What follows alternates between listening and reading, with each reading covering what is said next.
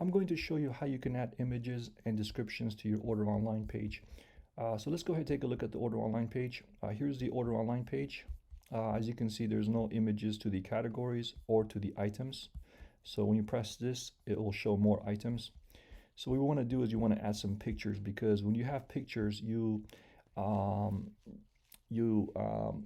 giving the customers the ability to see what the item or the category or the menu looks like. So here's how to do that. So what I typically do is I would go to the main website and then find some pictures there. So in this case, there's a photo gallery here, and then just take pictures or use the existing images you have on your website. So let's suppose this is one of the items on your menu. You can download this picture. Once you download it on your desktop or on your downloads folder or on your computer, you will re-upload them. So what I did was I took 3 or 4 images and I uploaded them already. So once you upload them, you log into the back end of your Order Online page, which is this one here. And then you go to items, images, descriptions, right? And then you can upload images to your items. So let's suppose I have a picture of cold antipasto, cold antipasto. You would press add edit image and you can do that. Same thing with stuffed shrimp, you can do that as well. So let's go ahead and do it for stuffed shrimp. I press this button here and then I press upload, and then since I already have some images here, I'm gonna find something that looks like a stuffed shrimp here. Maybe this one here. Okay, I'm gonna do that one. So I'm gonna press save item. Okay, and then I'm gonna press OK, and I can write a description too. I can say this is stuffed shrimp. Tastes great. Something like that, right? Okay. And then I'm gonna save it, and I'm gonna go back to this screen here.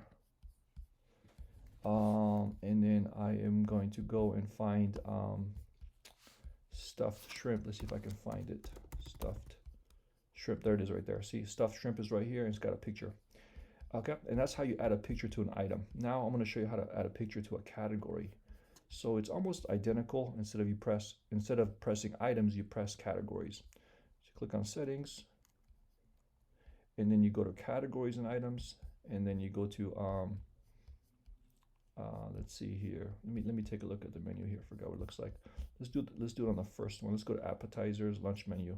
This is the top one. So I'm going to go ahead and find something that resembles this image. Press update. I'm going to choose this one here.